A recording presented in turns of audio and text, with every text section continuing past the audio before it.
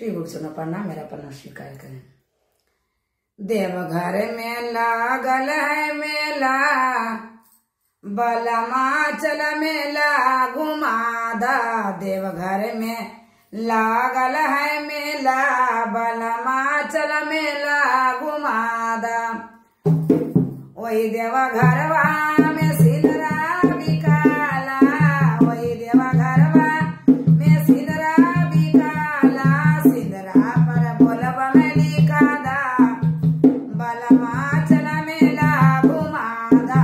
सिंदरा पर बोलब में लिखा दा, बलमाचल मेला घुमादा। देवघर में लागल है मेला, बलमाचल मेला घुमादा।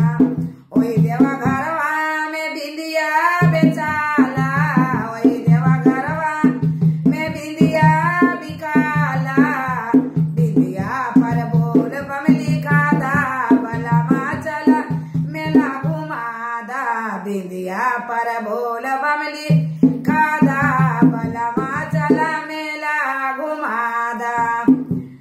वही मेलवा देव के मेलवा में चूड़िया बिकाला, देवघर मेलवा में चूड़िया बिकाला। चूड़िया पर बोलब में लिखा दा, बलमाचल मेला घुमादा। चूड़िया पर बोलब में लिखा दा, बलमाचल मेला घुमादा। देवघर मेलवा में चुंदरी बिकाला, देवघर मेलवा में चुंदरी बिकाला। चुंदरी के आचर में बोलब में लिखा दा, बलमाचल मेला